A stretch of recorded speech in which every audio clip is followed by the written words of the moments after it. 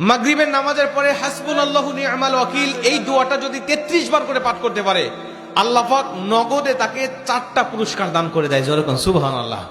এবং এই পুরস্কারগুলো আপনি নিজের চোখে দেখতে পারবেন যে হাসবুনাল্লাহু নি'মাল ওয়াকিল এই দোয়াটা পাঠ করার কারণে আল্লাহ পাক আপনাকে কি কি বেনিফিট দান করেছে। 1 নম্বরে আল্লাহ পাক আপনার দুশ্চিন্তা, আপনার টেনশন আল্লাহ পাক দূর করে দিবে। আপনি যত বড় দুশ্চিন্তা থাকেন না কেন, আপনার টেনশন আপনাকে একদম শেষ করে দিচ্ছে।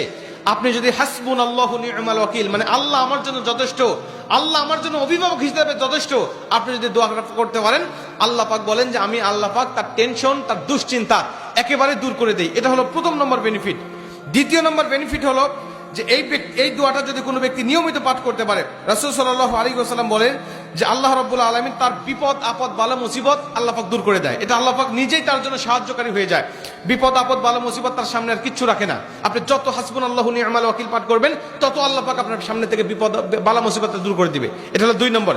3 নম্বরে নবীজি সাল্লাল্লাহু আলাইহি ওয়াসাল্লাম বলেন, যে ব্যক্তি হাসবুনাল্লাহু নি'মাল ওয়াকিল বেশি বেশি পাঠ করবে, আল্লাহ রাব্বুল আলামিন সে যদি কারোর দ্বারা জুলুম শিকার হয়ে থাকে, সে মাজলুম, তার উপরে কেউ জুলুম করেছে, তার উপরে কেউ কষ্ট দিয়েছে, তাকে এই কষ্টটা সে পেয়ে আল্লাহ পাকের কাছে হাসবুনাল্লাহু নি'মাল ওয়াকিল পাঠ করেছে, আল্লাহ পাক বলেন নিজেই আমি ওই মাজলুমের পক্ষে হয়ে যাই, জালিমের বিপক্ষে আমি আল্লাহ নিজের অবস্থানটা দাঁড় করা দেই। যেরকম সুবহানাল্লাহ।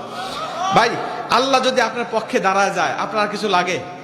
আল্লাহ যদি আপনার জন্য সাহায্যকারী হয়ে যায়, আর কিছু লাগে?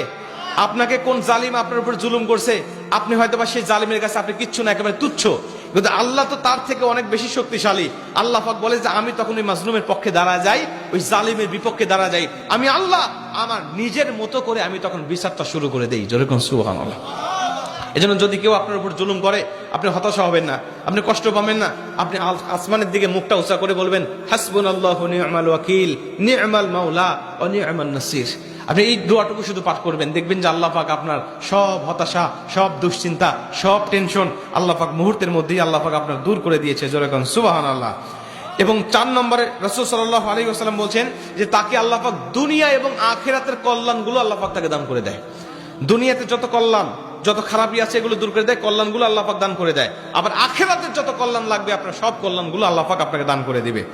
আল্লাহ পাক আমাদের সবাইকে এই 4টি ফজিলতগুলো পাওয়ার আশায় হলেও আল্লাহ পাক আমাদের সবাইকে এই হাসবুনাল্লাহু নি'মাল ওয়াকিল এটা মাগরিবের পরে 33 বার, অনেক মুহাদ্দিস বলেছেন ফজরের পরে 33 বার, যদি কোনো ব্যক্তি 11 বার পড়তে চায় সমস্যা নেই, কিন্তু 33 বার পড়তে পারলে সবচেয়ে ভালো ফলাফল পাওয়া যায়।